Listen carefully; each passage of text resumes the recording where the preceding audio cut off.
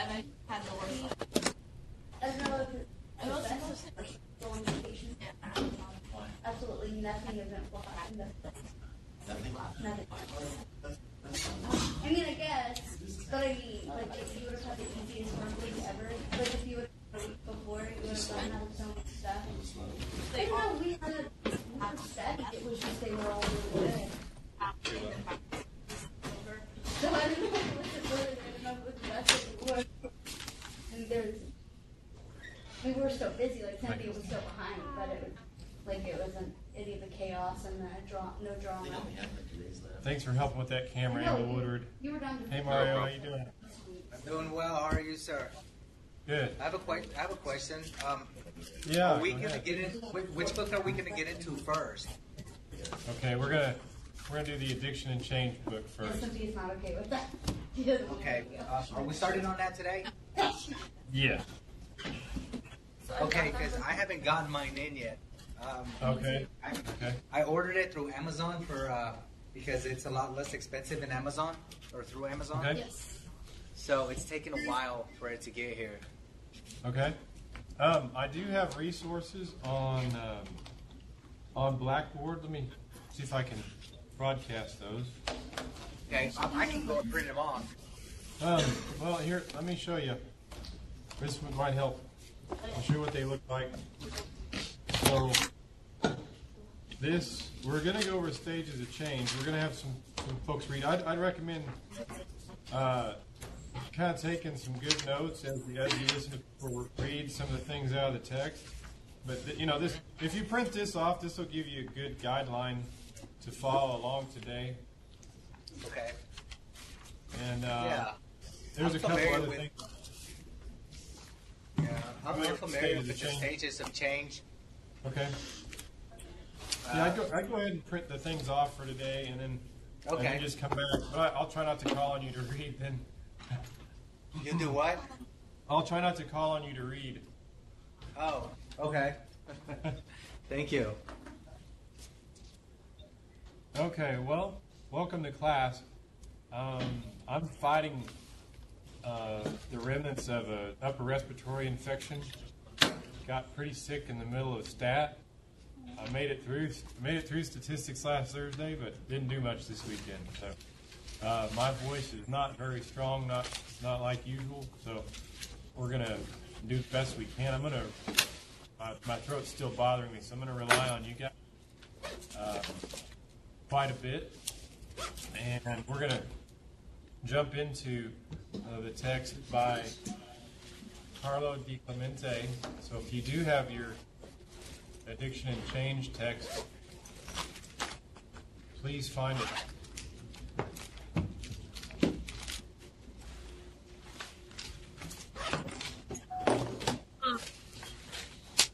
Randolph? So, yes, go ahead. Two things. Did you get my email last week? Is this Liz? Yeah, sorry. Hi, Liz. Hi. I did I not respond to your email? I'm sorry. What day did you send it? Do you remember? I think last Wednesday. I have a grade check that's due today, so I kind of need it. Okay, let's see here. Okay. I know what you sent me. Okay, would I be able to send it to you after class today? Taylor. Yeah, like right after class. I have practice right after this. I'm so sorry. Yeah. No, it's totally fine. Like I said, I got sick Thursday, and I haven't done anything since then. So No, I was sick too. okay, I'm sorry. Thanks for the fine. reminder. Okay, I saw a full class there in Alva. I see Cassie and everybody out there in Guyman. Let's see, how y'all doing? Good, how are you? Good. Do you mind if I use a tablet? I have files for. Let's see here. Ponka, are you out there anywhere? Yep. Yeah. All right, I see Ponka. Cool. Good to see y'all. So, as I said, we're going to go into addiction and change today. We're going to talk about stages of change, and it goes really closely closely hand in hand with motivational interviewing. So our stages of change discussion is gonna flow into our next couple of classes, and I've also done some thinking about our exam. The way that these two classes are supposed to happen, in other words, going kind of from a stages of change perspective into a technique. Allie, bear with me, this is going to be tough. I would like to have our exam on Monday instead. And so I'm sorry if I broke anybody's heart with that. I hope that doesn't conflict with anything that folks have going on in their schedules. I'm actually glad. We'll forgive you this time. Thank you, Gene. It's very forgiving. I appreciate that. If that conflicts with, I know it's not been on the syllabus, so if that conflicts with anything that folks have going on, please email me so we can make arrangements, and I'll do what I can to accommodate. Since again it's not been on the syllabus that way. So again, we missed that Labor Day, and it's my own fault for putting Labor Day on the syllabi when we weren't supposed to have class. So as I said before, we won't have a test. We won't have a test Wednesday. We're going to have our test next Monday. I'll need to send out a reminder on Blackboard for folks that may not be here too. Will we still do a little bit of prep then Wednesday at the end of class? Okay, so Brittany asked if we were going to do an exam review, and yeah, we'll go ahead and do that exam review Wednesday, probably the last half of class or last quarter or so.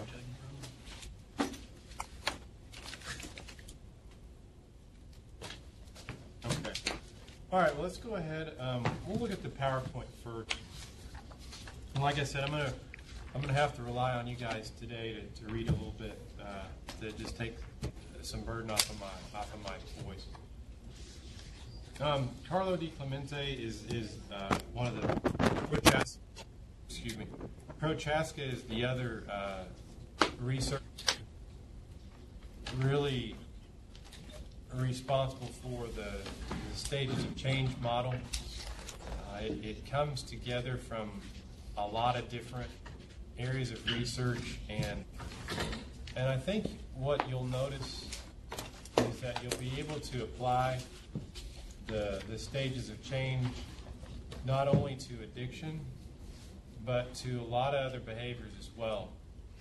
And so some of those behaviors that they talked about were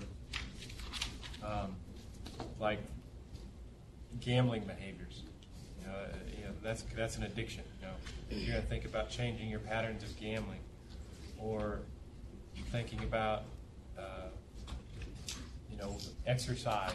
If you want to change the amount of exercise that you're getting, or eating habits, or sleeping habits, or there's a lot of different things. If people are going to make significant changes in their lives, which oftentimes when we're counseling somebody, we are asking them to make significant changes. It may be dealing with depression or dealing with anxiety, and a lot of times those are related to lifestyle and behaviors that we continue in our lives. So if you're going to ask people to make behavioral changes, a lot of times they have to go through a stage process of considering change, planning change, acting on change, and then maintaining that change.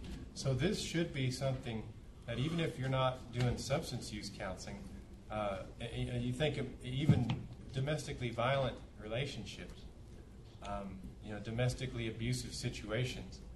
A lot of times it's the exact same process that a person would go through, which maybe haven't thought about change into a place where something bad happens, and maybe we can do better than this, to a place where you really, really consider and make plans, and then acting on those plans and maintaining those plans. So it's the beauty of this is that it's very straightforward. and rational. It's something that it's going to be easy to remember, and it's a good roadmap for us to keep when we're working with somebody, particularly in addictive behaviors, addictive substances. It's a great model to keep in mind because it keeps you focused. Okay, what does that client need? Where are they today? Where are they at in their recovery? And so this will be a good tool for you to have for numerous situations in your professional careers. One of the things that DiClemente looks at early on in the text, if you want to flip around with me here, go to page 6, and let's see here. Justin, do you mind reading? Do you have the text, sir?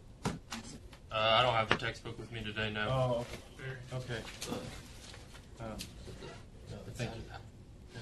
It's actually this one here. It's actually this one here. Let's see here. Chelsea, do you have the text today? Yes. Okay. Do you mind page 6? If you're a graduate.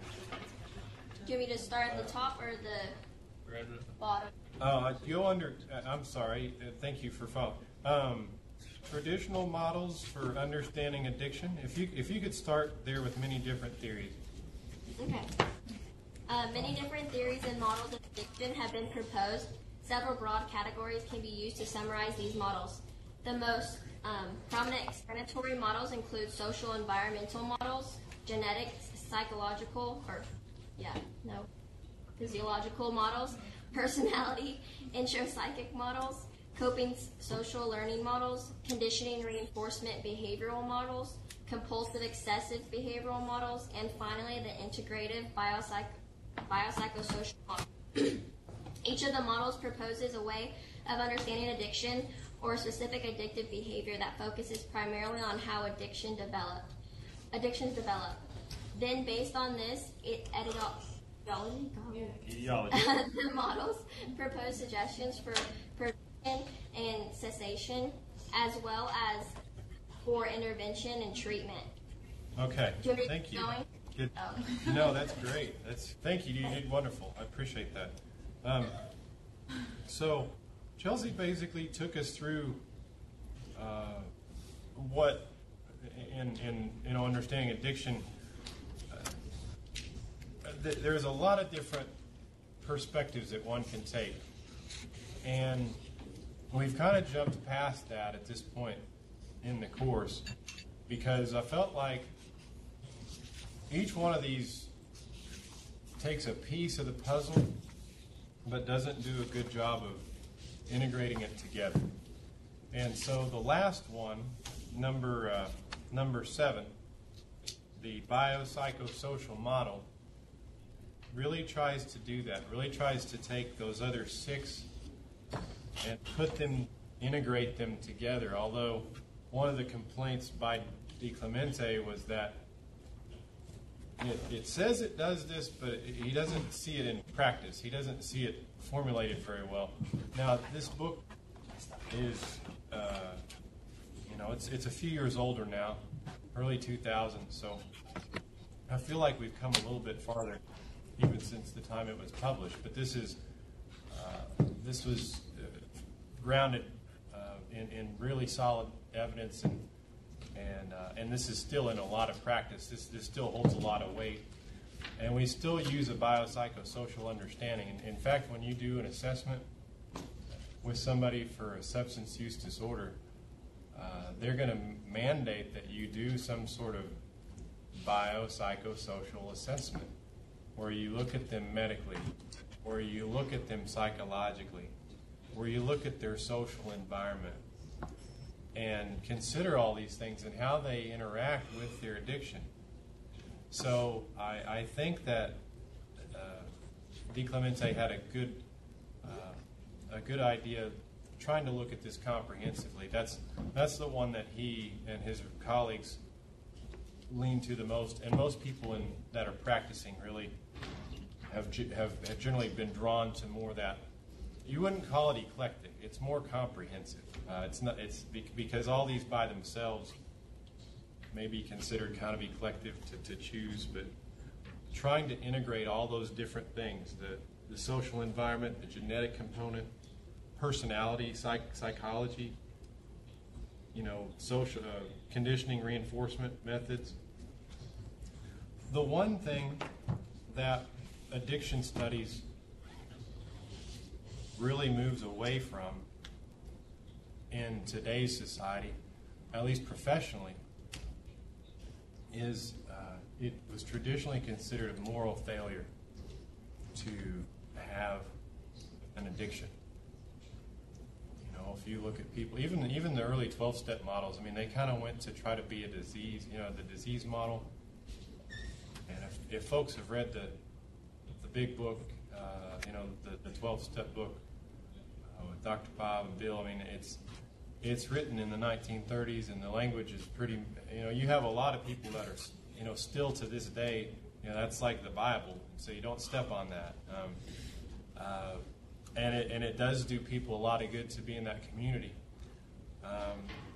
But even and one of the things that I really do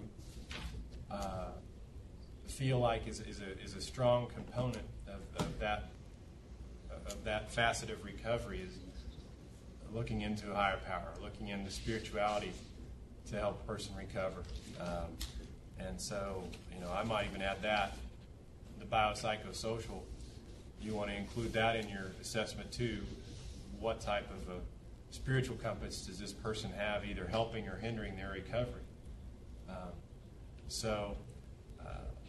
You don't want to. One of the things that I hope that I've impressed on everybody to this point is that we don't look, as professionals, we don't look on that person in front of us as having a moral failure. That's being judgmental from our standpoint. Most times that person has already been judged by their behaviors through their addiction. So and that's one of the things that DiClemente in this model and moving forward into motivational interviewing, you're going to see we don't put our values on that person. We don't want to impose our values on that person. A person's ability to determine their own outcome is one of the best predictors. Their own ability to feel like they're in control is one of the best predictors of success. So, the 12-step programs traditionally have been very confrontational. They've used like the Jelinek disease model curve. I'm not going to go over it because basically it says you have to hit bottom before you can start coming up. Even though I worked in 12 and 12 in the early 2000s, you had counselors there say, well, they're just not ready. You're just not ready for recovery yet. You haven't hit bottom. You need to go back out. I guess you need to keep on using. And there's a.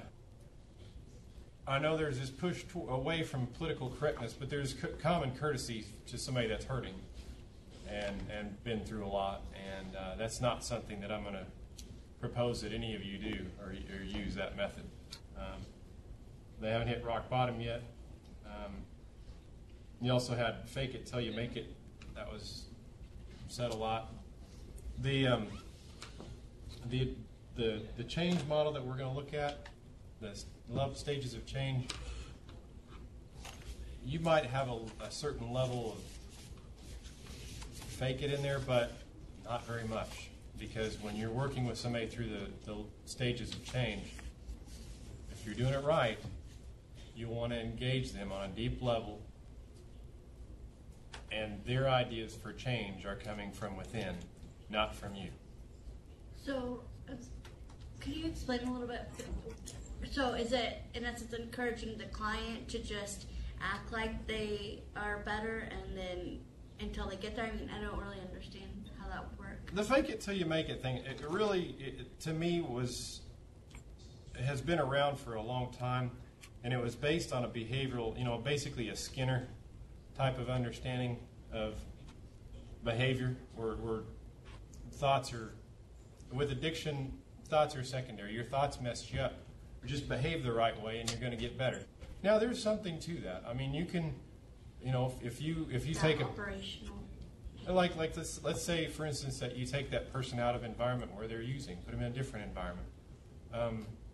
Yeah, it's oftentimes it's easier for a person to stop using, but when you put them right back in that same environment, around the same people, around this, then they say, well, you just need to fake these if you know you don't want to. And then it's basically, to me, it wasn't an understanding of cravings. It wasn't an internal understanding of triggers. Yeah. So I'm not completely, I'm not trying to completely de-emphasize that. I mean, for folks that works for, and they understand that model, it's important to go with that. And there's not something that says that behaviors can't influence thoughts as well. I mean, because, like, for instance, if we're trying to do a relaxation exercise,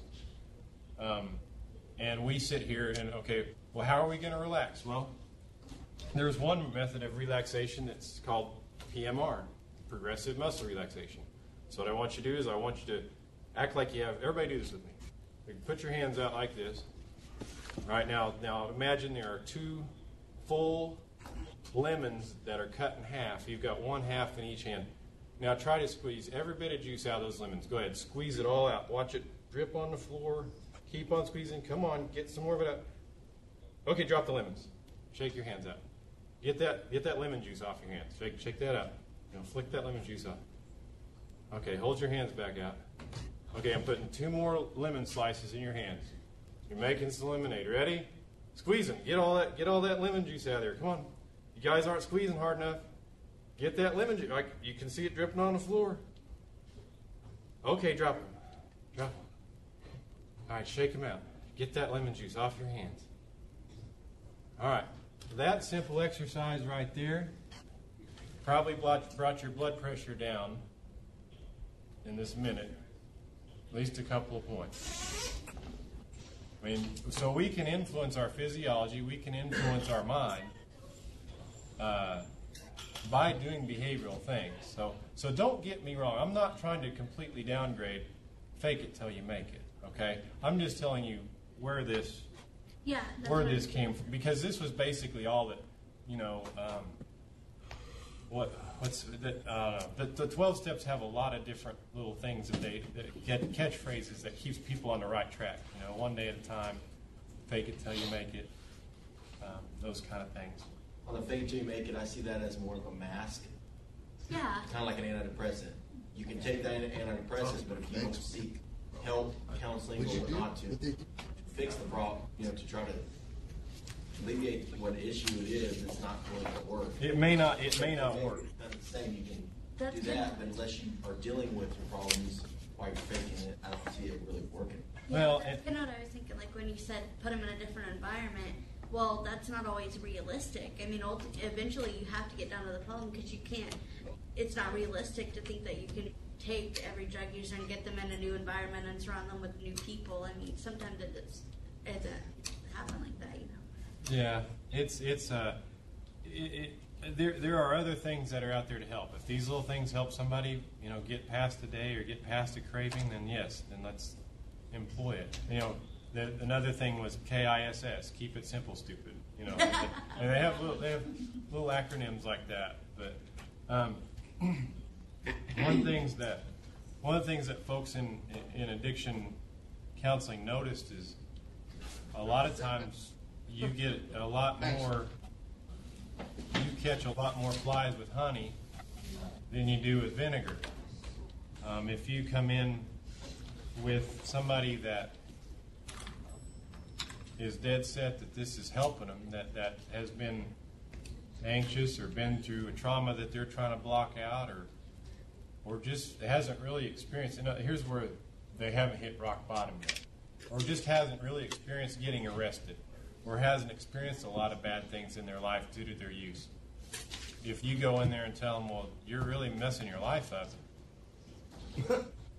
what's likely to be that response? Whatever. Yes, absolutely. No, it's not. I'm fine. Absolutely. It's going to be whatever.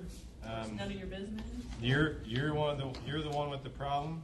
You know, you don't understand me. So, a lot of people were leaving treatment because it was a confrontational type of, early on with addiction studies or addiction treatment, it was more confrontational. And so, along with Bill Miller, a few others, researchers, a lot of this information kind of coalesced to what we're going to talk about the next 2 or 3 classes. So, how likely is a client to do something that is your idea and that you recommend? It depends on how you present it to them, I would think. Okay. Let's say I'm here because I got caught smoking weed, or no, I got caught with some marijuana in my truck at school. And so now I've got to come see you because I'm your client and you're my counselor. Now I've got to come see you. So tell me something that's going to change me. They're probably not going to care. If There's they're being nothing- ordered to be there. I think at that point, as a counselor, the best thing to do is to just create relationship and try and build trust. Yeah, create a Or rapport, but connection.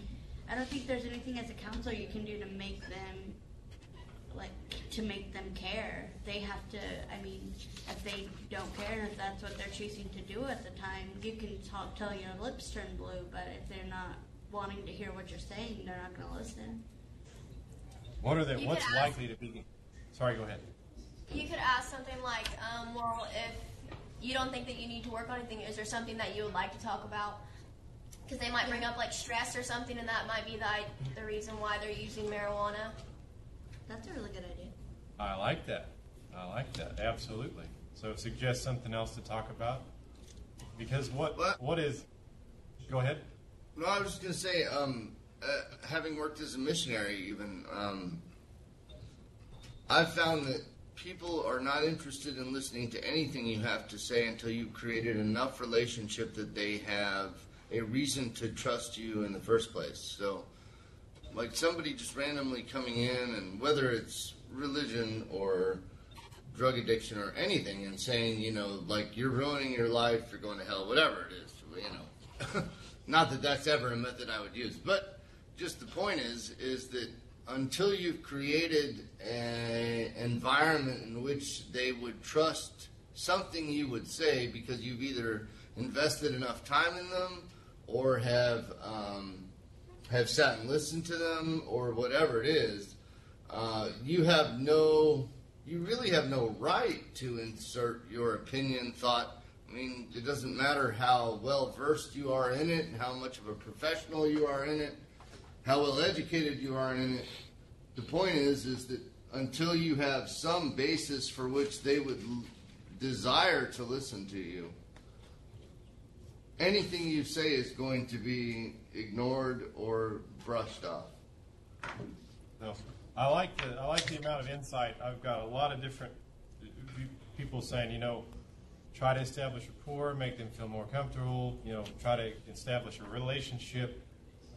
Those are very good insights, and that's exactly where we're going with this. So, I think that for whatever reason, possibly it was because of the moral failing idea. People early on in the field felt like they need to come in and tell people what they need to do. This is how it's going to work, and that was ineffective.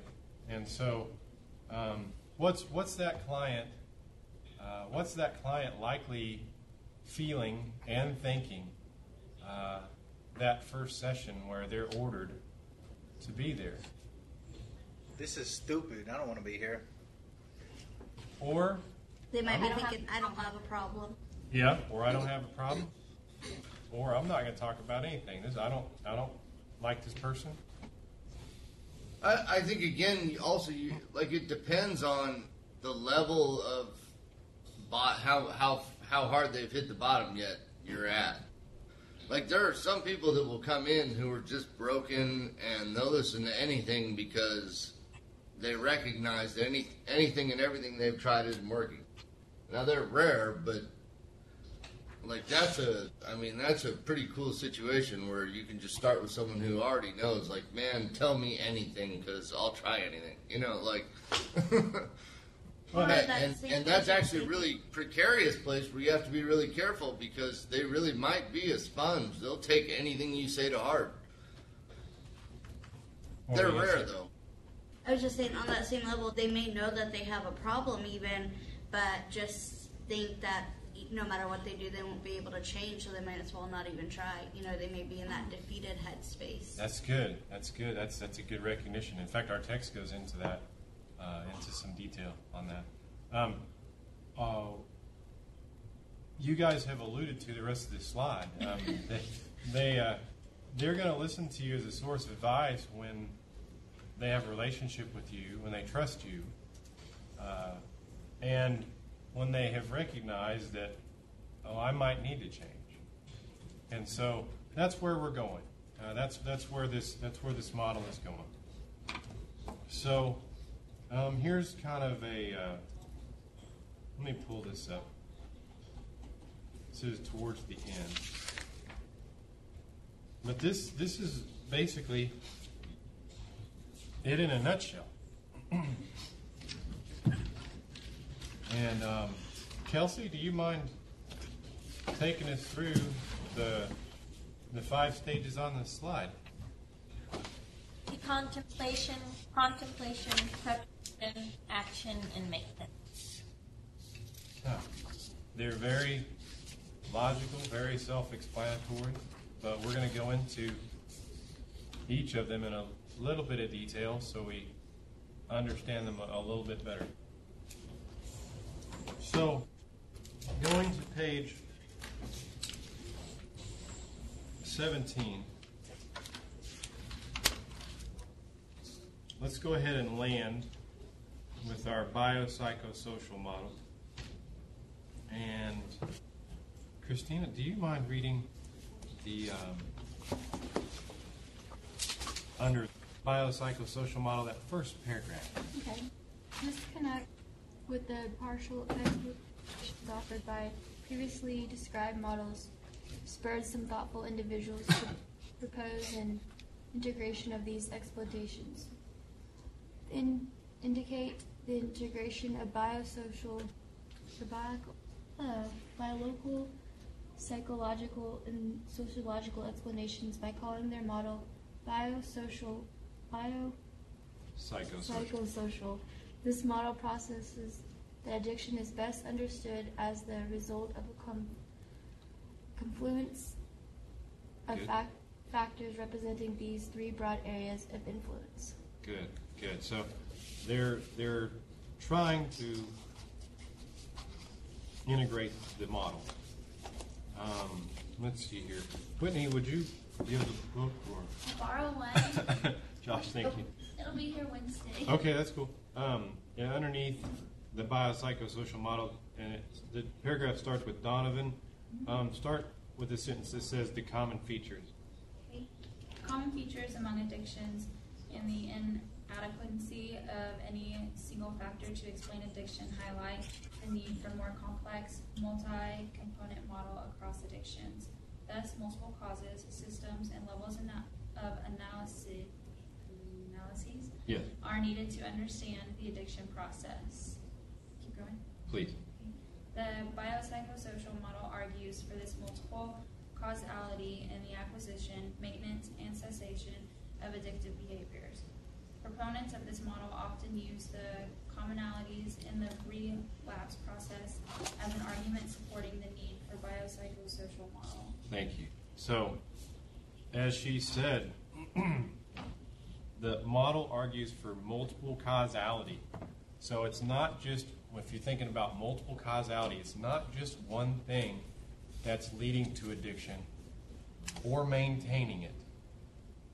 So when we're treating, this is where you know, I talked about there's some simplicity to substance abuse counseling.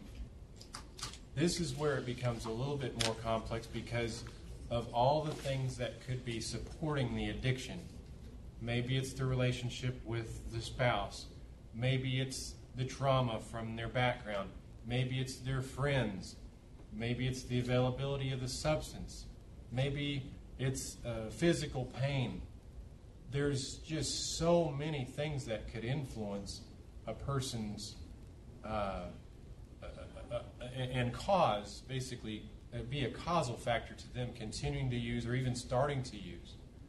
So understanding all these different sections, these different influential factors, is going to be paramount to us making progress.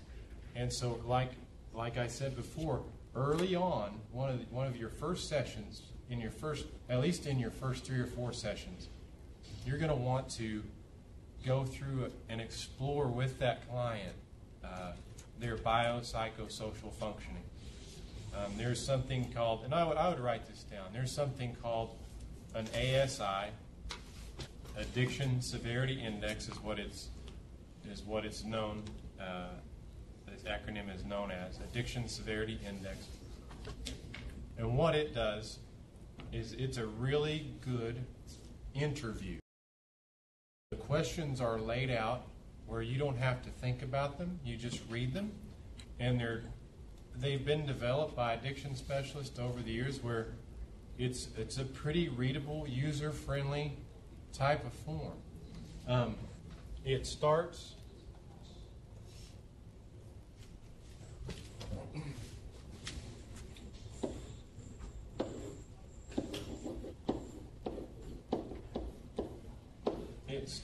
asking questions about a person's medical history. So if you're thinking about establishing rapport with somebody, what's one of the first things you may ask just a friend if you haven't seen him in a while? How you been? Yeah, how are you? How you been? If you're like me and you've been battling something, what's one of the first things they typically say if they've been ill or sick? Not too good. I'm better. Yeah, that's what they discuss. That's what they talk about. And so, generally with our medical information, if we're just going to be in casual conversation, this is generally speaking to, we're open about it. I mean, if somebody cares and they're asking us about our physical state, we're going to tell them. And it's a good way of establishing rapport. So to ask about times when people have been in the hospital or sick or, these type of things. Secondly,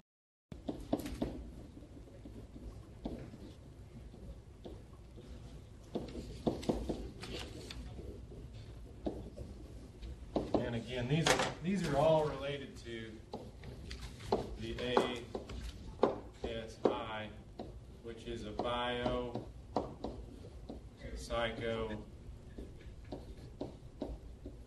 social assessment. How likely is it that somebody is going to be honest with you if you ask them about where they went to school or where they work? You'll be pretty honest. Yeah, it's just kind of, what do you do for a living kind of thing. Where'd you go to school? These are really good ways.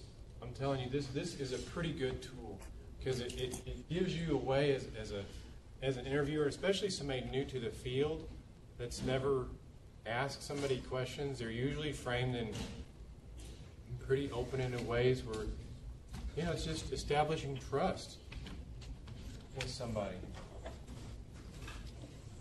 Now then, it does talk about alcohol and drug use. So if somebody's really defensive, somebody's really not wanting to be there with you, or they're not trusting you yet, they're probably not going to own up to everything there. And it does get into some specifics. But then it goes into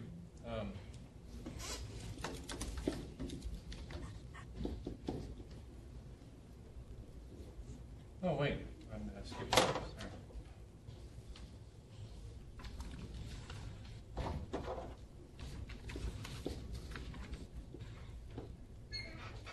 While you're writing, can I ask a question? Yes. Have you ever heard of neuro-linguistics programming? Yes. I was a sales trainer for a while and found it was very effective as a means of building rapport with people.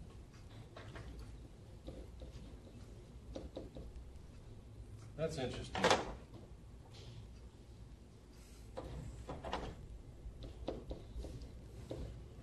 We have,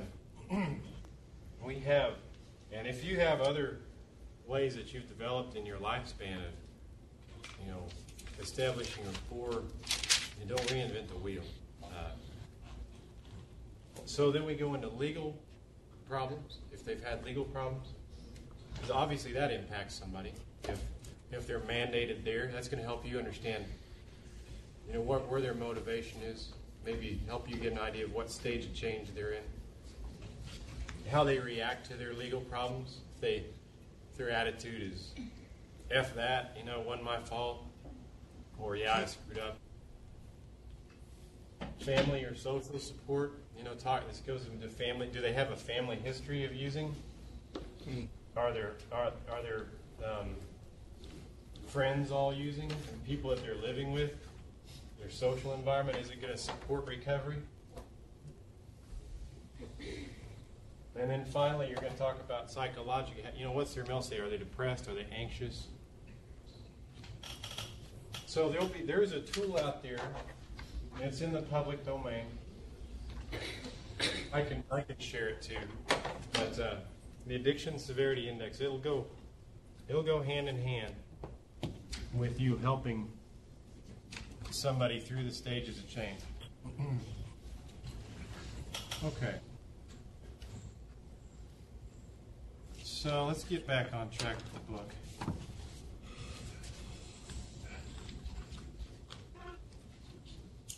Okay, so Liz, do you have your book today? Yes, I do. Awesome. So on the top of page 18, could you read the first couple of sentences up there? Or at least the first one. Yeah, the first two. Although the proposal of an integrative model represents an important advance over the more specific single-factor models, proponents of the biopsychosocial approach have not explained how the integration of biological, psychological, and sociological and behavioral components occur. This model does allow researchers from different traditions to agree on complexity and to use a common term. Okay. Most of the oh no, that's good. Thank you. No problem. So they kind of agree that it may not be the most comprehensive understanding, but it helps. And people know where we're coming from. And the main thing down at the bottom of that page, there's a sentence that says, second sentence from the bottom of that paragraph, the biopsychosocial model clearly supports the complexity and interactive nature of the process of addiction and recovery. So I'm going to give you one more tool, and I posted this online. If I can get it to come up.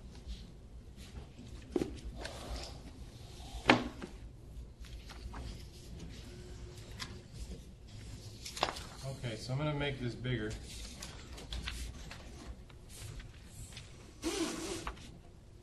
And this basically comes from all this research that we're talking about, you know, understanding the big picture of addiction. And so if you're going to treat someone and you're trying to decide early on, does this person need to see me once a week, twice a week? Do they need to go to group? Do they need to go to a halfway house? Do they need to go to residential treatment? Do they need to go to the hospital? Do they need to go to detox? So this crosswalk here is supposed to help you place an individual. I'll show you how it takes all of those dimensions, the biopsychosocial dimensions, into consideration. So for those of you that can see or have this form, what's dimension 1? Acute intoxication and or withdrawal potential. Okay. Is this person messed up right in front of you? And so as you make that determination, let's see here, opioid treatment program, physiologically dependent on opioids and requires over-the-counter prescription to prevent withdrawal. You know, so if you had somebody that's on pills and they say, I hurt, I've got the flu, I feel like I got the flu. You know, they might need some opioid level 1. Or if you want them to be in counseling once a week, come back and see me next week. Josh, what's it? Can you read that one? It's too far. I can't read it. Okay, somebody that can read that. Not experiencing significant withdrawal or at minimal risk of severe withdrawal. Manageable at level 1. See withdrawal management criteria. Oh, so if they're not in any withdrawal, and you'll get this through your ASI. You'll get this because the ASI's got a lot of questions. It takes 45 minutes to an hour to do. And you can walk this down.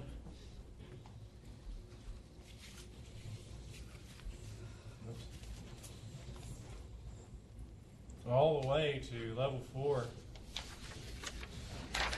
That risk of withdrawal requires level 4 withdrawal management and full resources of a licensed hospital. What's the second dimension? Biomedical conditions and complications. Yeah. So if you're doing biopsycho, social, these would be your bio. What would this be? Dimension 3.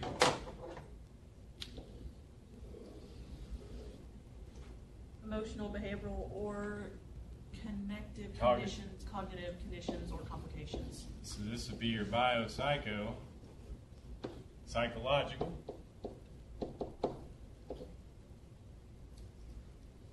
And this would be too, readiness to change. Do they say, hey, I want to change? Or do they come in and say, I don't need to be here? I'm here because that attorney told me to come down here and get this assessment.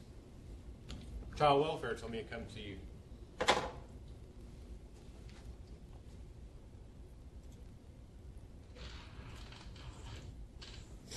And the last two.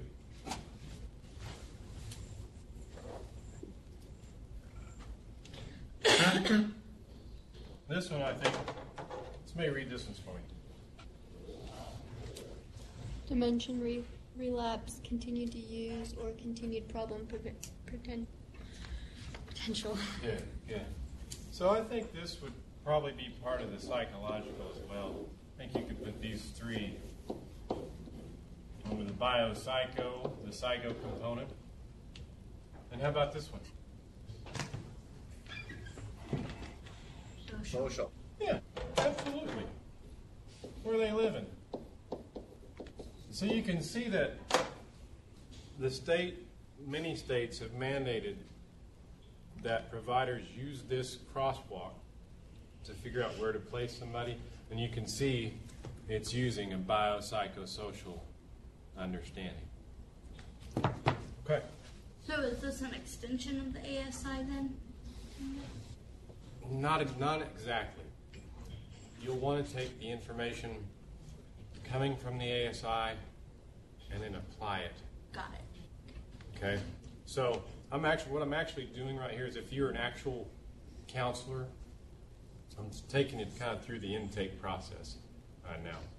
So if you're actually seeing somebody, you do that ASI, you kind of put them up here. You're kind of getting an idea of where you want treatment to go.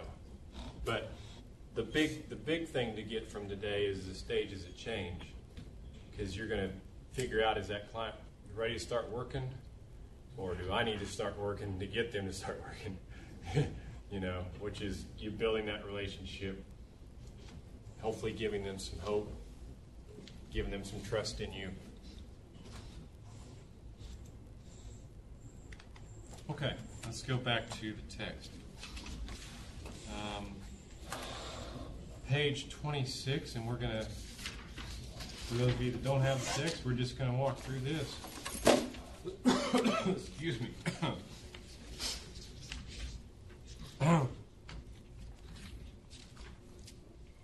Who's got a voice and feels like reading?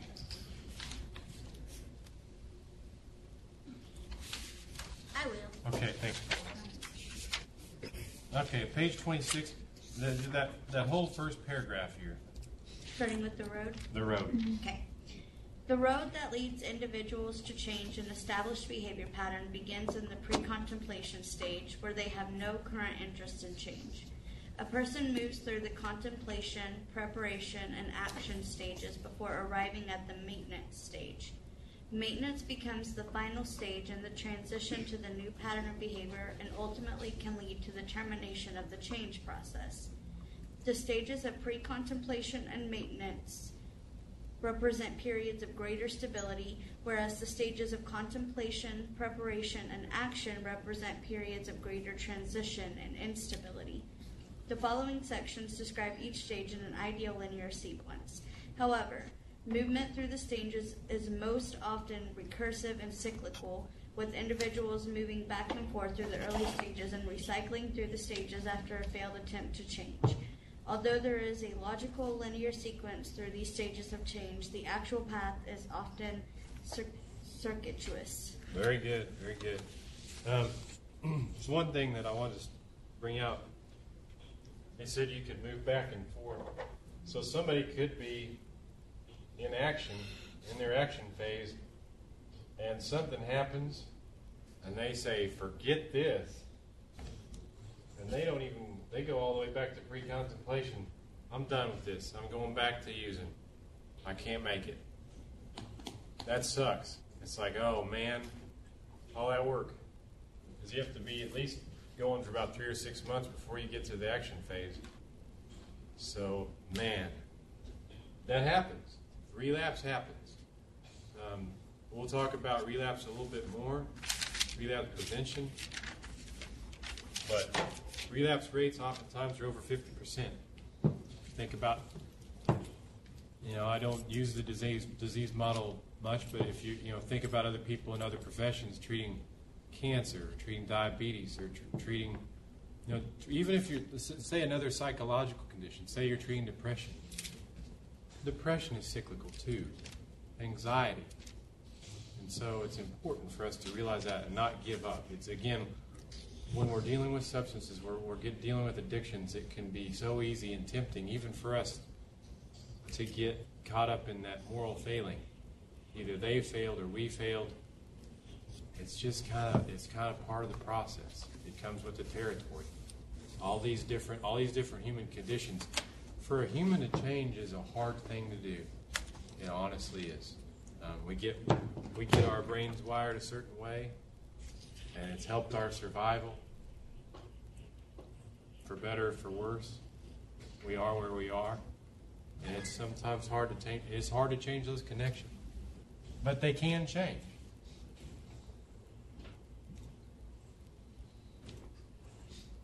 Okay.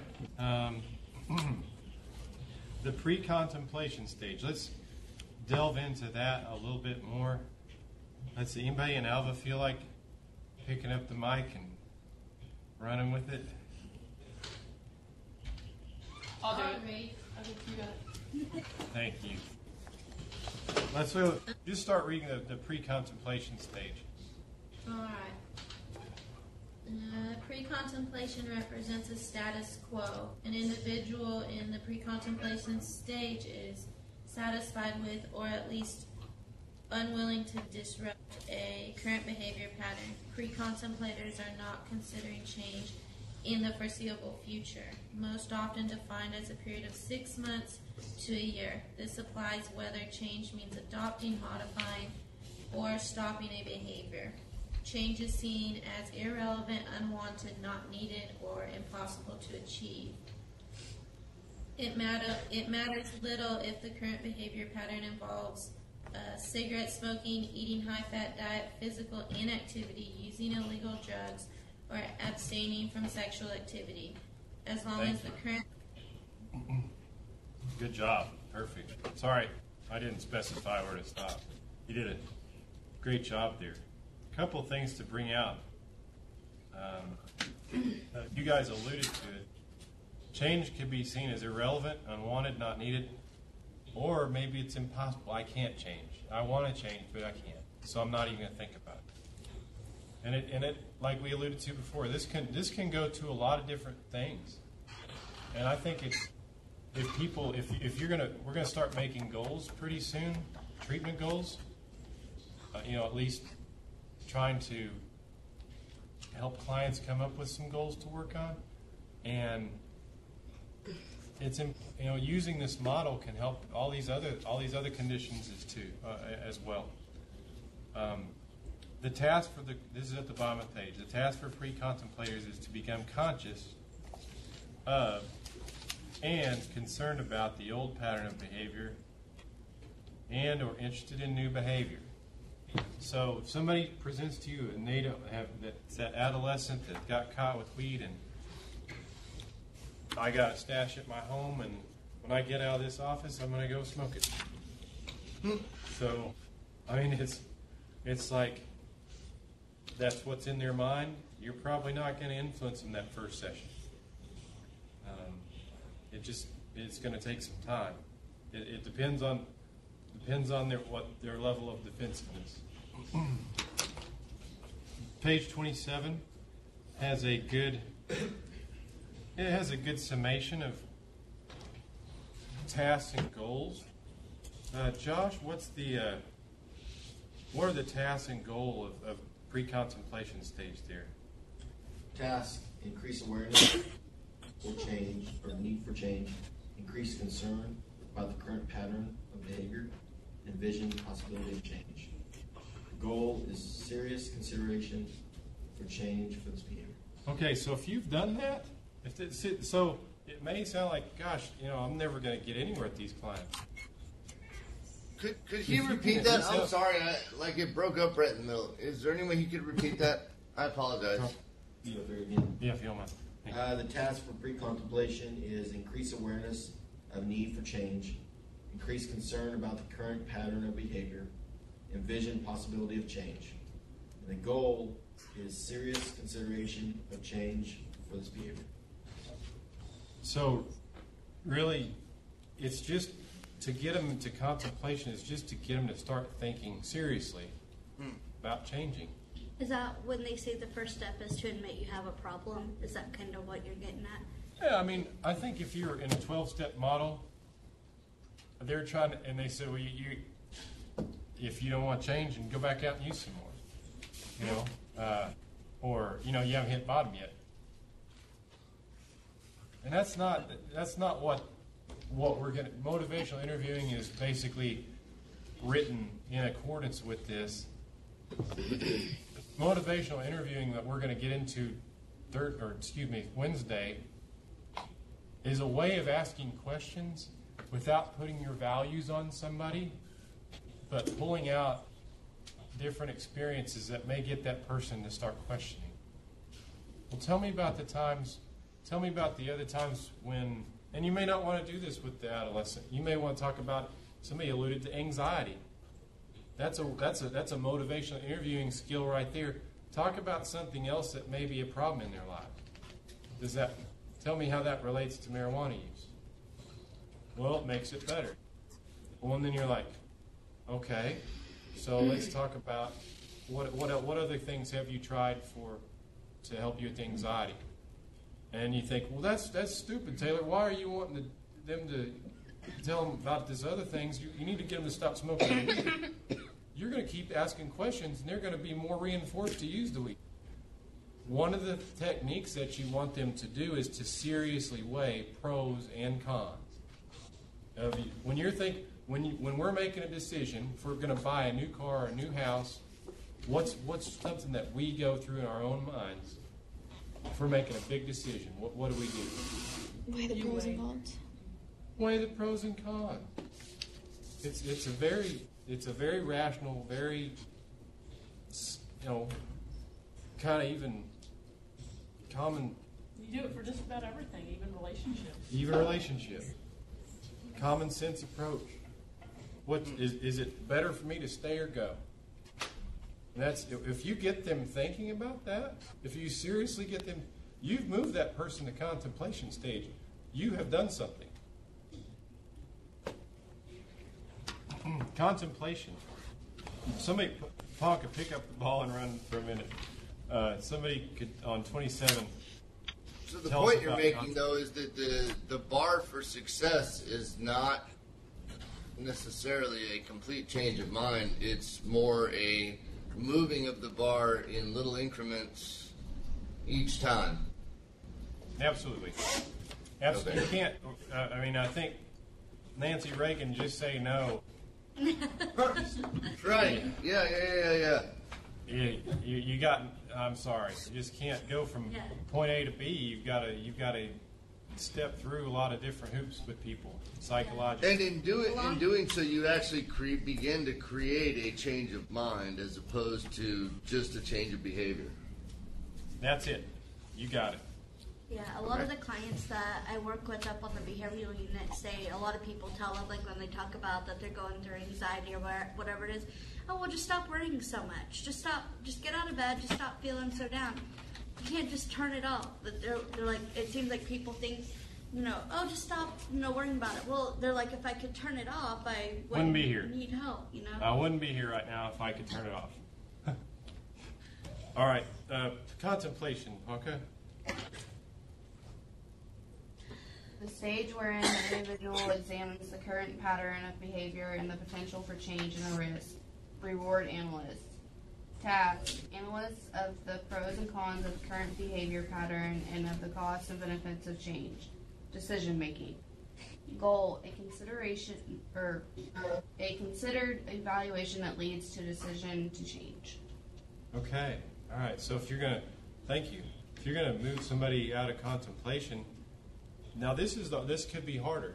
Because then you're looking just for them to decide to change. So they've made a decision that, okay, now, does that decision have to include I'm going to abstain from substances for the rest of my life? No. If you can get a person to say, if you get that adolescent that comes into your office and he finally admits, yeah, I've been smoking 5 pinch hits a day. So they said, what would you consider going, or what would you consider? And he says, well, sometimes I'm a little spacey in math and I can't focus the whole time. Well, and what's your grade? My grade's an F. Well, so if it makes you spacey in math, what say you lay off that hit right before math class? Okay, I could do that. Or he's supposed to be the one that, motivational interviewing, he'll be the one that comes up with that. Okay, well, I think I should probably not smoke right before I go to math class. Okay, well, let's see. So you're going to do that this week? Yes. All right. So we're going to come back next week and we're going to see how that worked out for you. And so it can be a process. It can be, it can be, unless it's something that, well, you're going to have to work that out in each situation. But it's a fluid process, and if you get a person to commit to that goal themselves, and they've made a decision to change, you're starting to work them through. May I add something to that? Yes. Okay, so one of the ways to apply to the things that I've learned in regards to motivational interviewing is, okay, so you said you took like 3 hits off that joint before you went and did this. Well, why did you do 3 instead of 4 or maybe 1? What's the difference? You know, why 3? Why not 1? You know, and what it does, they begin to question. It's like, well, why do I use that much? And then the motivation comes in on their own as to maybe I really don't need this, or as much of this, or yeah. Absolutely. Explore the extremes. Explore less or more. Scaling is a good thing to use there. There's a lot of absolutely. Thank you. Anytime you want to jump in on the MI, I like folks that have done it. It was one of the first techniques that I was shown to use, and I still use it. I still use it every day. Contemplation stage. Let me pick out. We're running short of time. Let me try to pick out a few things. Contemplation is considering the value and need for change represents movement into the contemplation stage. With this, the individual enters a period of instability. Again, they've been at least stable on one thing. That their lives may have been out of control, but they weren't in flux. Consideration of change entails struggling with ambivalence about leaving one behavioral pattern and moving to another. The key word there being ambivalence. People might have very strong feelings both ways. I know I really need to change, but I really have problems with anxiety, and I really don't know what to do.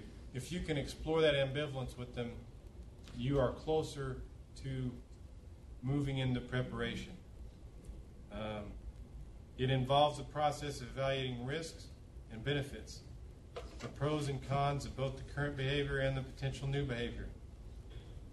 This evaluation involves not only generating rational considerations, but also an emotional weighing of each consideration.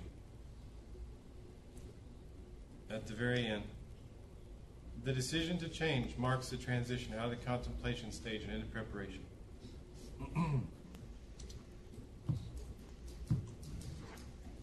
The preparation stage is basically planning. I use these terms interchangeably: preparation, planning. It entails developing a plan of action and creating commitment needed to implement that plan. That's another place where motivational interviewing can come in very handy. Help the person explore, what do you gain? What do you gain if you stop using? What do you gain and really helping them express their thoughts, talk it out loud. A lot of times, until people say something comes out of their own mouths, they don't realize it. Action stage. Let's see here. Liz, do you mind helping me out again? Sure. Thank the you. implementation of the plan Yeah, go ahead. represents the action stage of change. Acting to stop the old pattern of behavior and beginning to engage in the new one is the action stage. Most people equate this one stage with change. It represents a clear, visible shift from the first half of the change process that focused on intentions, considerations, and plans to the second half of the process, actual behavior change. Getting off the couch and beginning a regimen of jogging, throwing out cigarettes, and going through nicotine withdrawal represent activities consonant with the action stage. Action is the initial behavioral step on the path to creating a new pattern of behavior. Good. Thank you. And in the middle of the next paragraph, it says 3 to 6 months is usually the time frame we have given for duration of the action stage. So you can't just go. Some clients may say, "Well, I'm in maintenance now. They've been working hard for a month." Well, how does our neural understanding, what we said about recovery time for our neural wiring, at least with meth? I'd say 90 days. About 90 days, to really start recovering. So I mean, their research here and the way they've set these things are sound. If you're looking at DSM-5 and recovery, early remission. Again, I think we're looking at least a 3-month window there. Prolonged remission, over a year. But use this in conjunction with the other thing. And then this is another argument against the 30-day treatment program. Yeah, I mean, I think that it's worthwhile to get somebody out of their environment for that long, but the success rates aren't very good, and the neurology behind it, we need to rethink it. It's less than 1% to 2%, isn't it? I don't know that it's that low, but it's not near 50%. So no. Maintenance. no, not at all. This is the task of the maintenance stage of change, to become habitual in the new behavior. During this stage, the new behavior pattern becomes automatic, requiring little thought or effort to sustain it. It truly becomes an established habitual pattern. The new behavior then becomes the status quo. This is at the end of the page. And there is little desire or intention to change, whether that be going back to the former pattern of using or moving on to another pattern. And so you have another, on page 30, you have another diagram of the model to help understand it. And in the middle it says relapse and recycling. And as we noted, relapse does occur. So at the end, it says that a person can get out of the stage. How does this maybe fly in the face of somebody that's in a 12-step program? You're out of the change. You're done with your stages of change. Once an addict, always an addict. That's kind of, I mean, it kind of flies in some of that old pattern of thinking. Again, relapse happens. That's something to explore individually with every one of your clients. One of the things that is good about this model is, and motivational interviewing, is it's very collaborative. Very, very collaborative. Our last thing for today, page 37. Down at the bottom, this is a powerful concept for you, regardless of condition, is self-efficacy. This is best described by Albert Bandura, the social learning theory. Self-efficacy is the term used to describe an individual's confidence about performing a specific behavior. It's not self-esteem. It's not the same thing. It's their confidence in being able to perform a behavior. And so, if you go over and read 2 more sentences, and then I'm done. Efficacy evaluations can represent an individual's self-reported confidence to abstain from a problematic behavior as well as to perform a desired one. Self-efficacy has been studied extensively in the context of addiction. Next page, top 38. Because of its potential to discriminate those who may be vulnerable to relapse, thereby contributing to relapse prevention. In other words, the more effective somebody feels, the more power they feel they have over controlling a behavior, the more likely they are to control it. There is a very strong correlation. Last sentence, 38, first paragraph.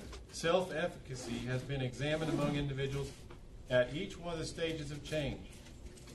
It seems a stronger and more important predictor once the individual begins to engage in the behavior change and as a predictor of maintenance of that change.